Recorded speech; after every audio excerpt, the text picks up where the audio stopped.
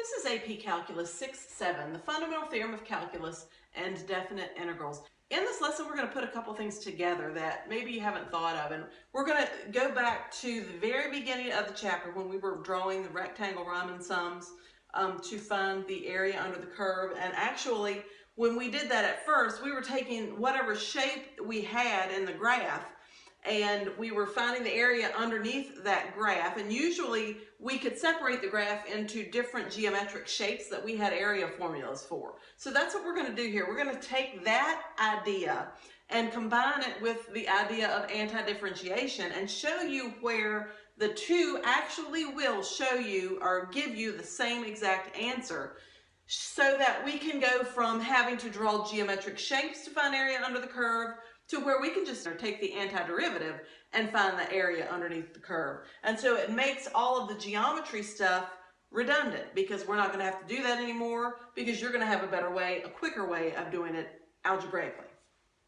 So looking at this one, when we would have done this section or this problem in section 6.1, what we would have done is, they're telling us here we want the graph that goes from A to B. A is 4, B is 10. So we want the graph from 4 to 10 with our f of x function being 6. So if I were to draw that on a coordinate system, I'm going from 4 to 10. Let me make it a little bit wider. There's 5, and there's 10. And then I need, this is f of x equals 6. So it'll be a horizontal line at 6. So there's 6. So I have a horizontal line for my f of x equals 6. That is a horizontal line right here. And we're only talking about the section of the curve under or between the x-axis and the curve y equals 6, between 4 and 10.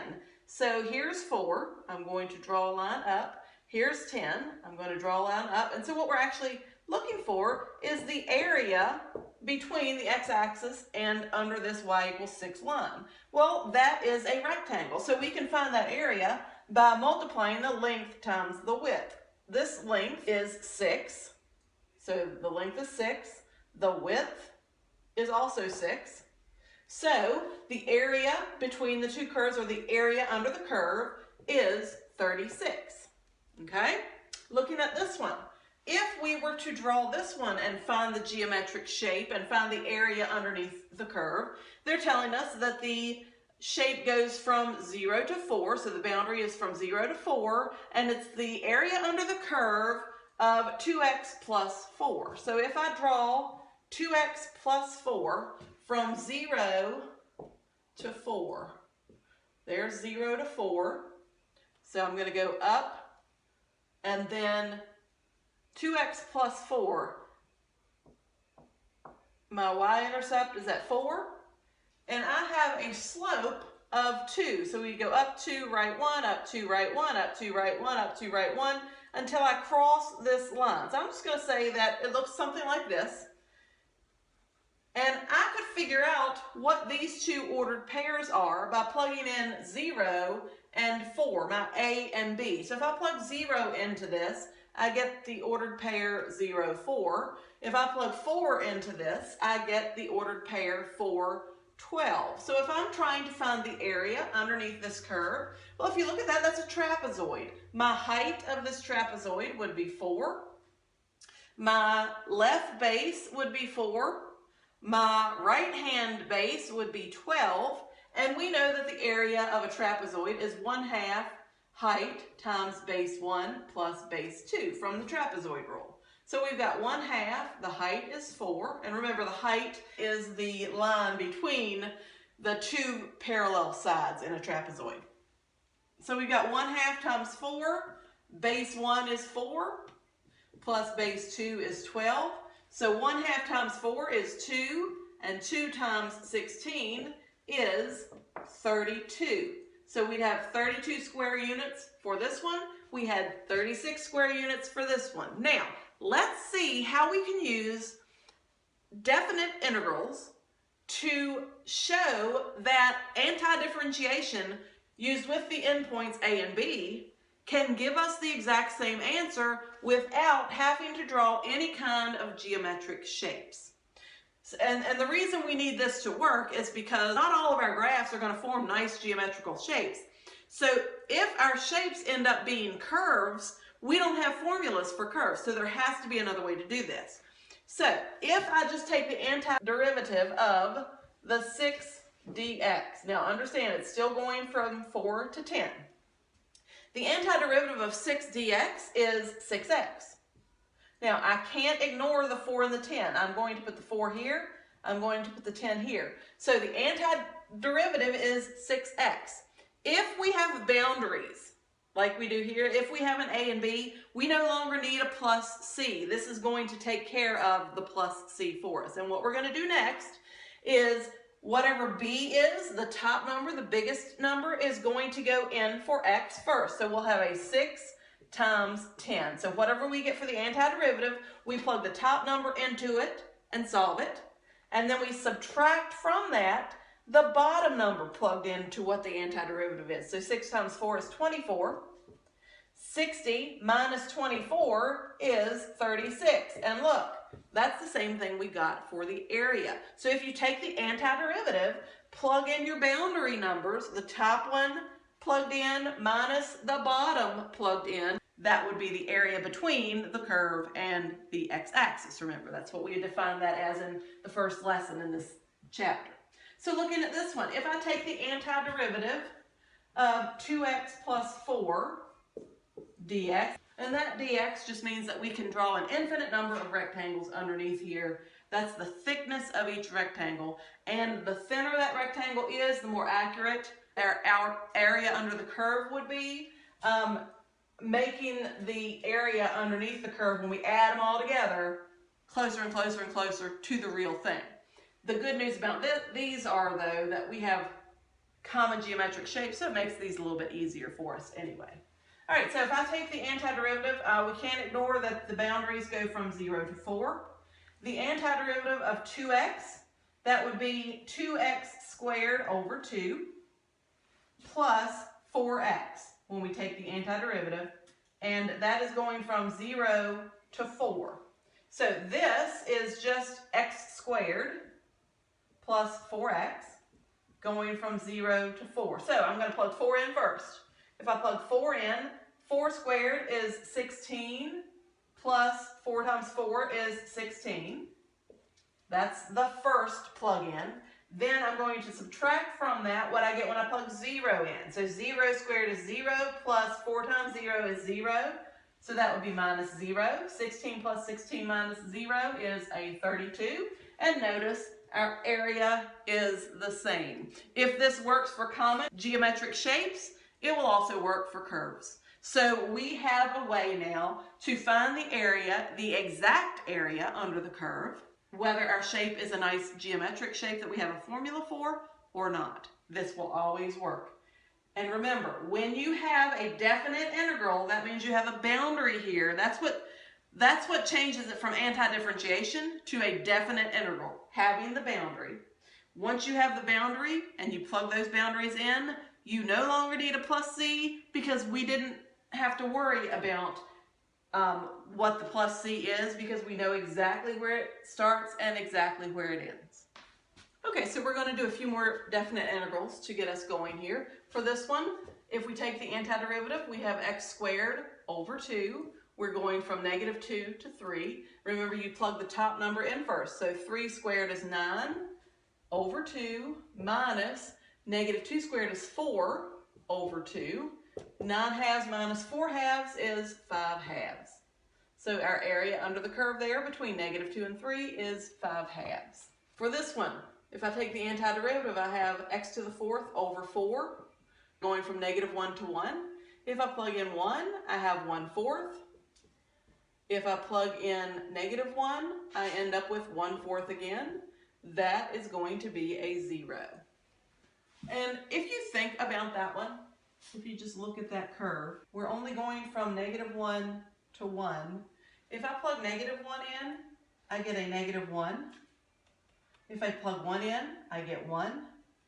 So if you think about what that curve looks like, it's just a normal cubic function. And if you think about the area under the curve here and the area under the curve here, aren't they equal? And since this one's above the x-axis and this one's below the x-axis, they cancel each other out. That's why we end up with a 0. What's above is positive, what's below is negative. For the next one, x squared, the antiderivative is x cubed over 3 plus x. We're going from 1 to 2. If I plug a 2 in, I get 8/3 plus 2 minus, if I plug 1 in, I get 1/3 plus 1. 8/3 plus 2 is 14/3. 1/3 plus 1 is 4/3. And 14/3 minus 4/3 is 10/3. Okay, for this one, I'm going to find the antiderivative. So I've got a negative x cubed over 3 plus 4x squared over 2 minus 3x, and that's going from 1 to 3. I like to simplify that a little bit. That's negative 1/3 x cubed plus 2x squared minus 3x from 1 to 3. I plug my top number in first. 3 cubed is 27. 27 times negative 1/3 is negative 9. 3 squared is 9 times 2 is positive 18. And then 3 times 3 is a 9. That's what I get when I plug in 3. I have to subtract from that what I get when I plug in 1. Negative 1/3 times 1 is negative 1/3. 2 times 1 squared is 2, so that's a plus 2. Negative 3 times 1 is a negative 3. So here I end up with a 0 minus, here I have negative 1/3 minus 1, which is a negative 4/3. So 0 minus negative 4/3 will be positive 4/3. This one will need to be rewritten before we take the antiderivative. This is u over u to the 1/2, which would be a u to the 1/2, minus 2 times u to the negative 1/2. We still have the du. Notice I don't have an x variable here. I have a u. The variable can be whatever we want it to be. It doesn't matter. To take the antiderivative here, I've got u to the 3/2 over 3/2, or times 2/3, minus 2 times u to the 1/2 over 1/2, going from 1 to 4. If I simplify that a little bit, 2/3 u to the 3/2 minus 4 times the square root of u, going from 1 to 4. So if I plug the 4 in, u to the 3/2, well, u to the 3/2 is the square root of 4 cubed. So the square root of 4 is 2, 2 cubed is 8. 8 times 2/3 is 16/3. Minus 4 times the square root of 4 is 8. That's what I get when I plug 4 in. When I plug 1 in, 1 to the 3/2 is 1. So I have minus 2/3 minus 4. So 16/3 minus 8, that would be a 24/3, would be a negative 8/3, minus 2/3 minus 4, that would be a 12/3. So 2/3 minus 12/3 is a negative 10/3. And so that's a negative 8/3 plus 10/3, which would be positive 2/3. So sometimes they're going to give you trig functions to do. You would just do them normally, do your trig function and then plug your endpoints in just like normal. So if I do that, I notice that this right here is, if you think about the trig identity, sine squared theta plus cosine squared theta equals 1. That is 1 minus sine squared theta. So the numerator is actually equal to cosine squared. So I've got cosine squared theta over cosine squared theta. I did forget my d theta when I copied the problem. And then cosine squared theta over cosine squared theta, well, that's just 1. So that's the antiderivative of 0 to pi over 4 of 1 times d theta. Well, the antiderivative of 1 is just the variable, theta. So that theta goes from 0 to pi over 4. So if I plug pi over 4 in, I have pi over 4 minus plug 0 in, and I would get pi over 4. So that one actually ended up being very easy to plug in for. You didn't have to do any trig. But if you had a trig, something trig left over, you would just plug it in. So let's do a simple one. If I had the antiderivative of cosine x dx, and let's say it's going from 0 to 3 pi over 2. Well, if I had that, the antiderivative of cosine would be sine. So I have sine x going from 0 to 3 pi over 2. And if we think about what sine is at 0, well, that is 1, 0. And sine at 3 pi over 2 would be 0, negative 1. So let's see, if we plug 3 pi over 2, we've got sine 3 pi over 2 minus sine of 0. And if we just look at the unit circle, sine at 3 pi over 2 is negative 1, minus sine at 0 is 0. So our answer there would be negative 1. So here are two problems. Go ahead and pause the video, see if you can get them on your own, and then I'll share the answers with you in a few minutes.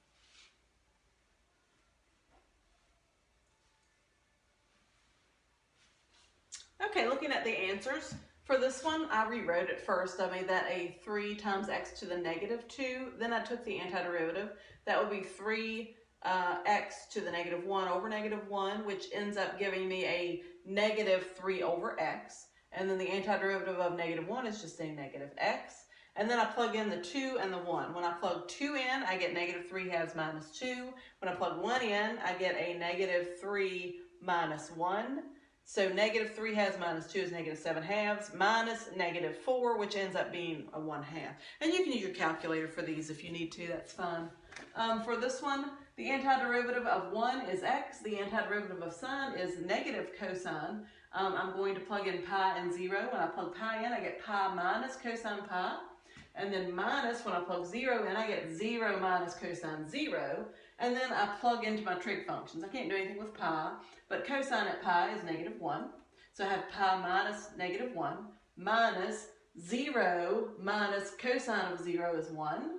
And so then I have pi plus 1 minus negative 1, which is a plus 1, which ends up being pi plus 2.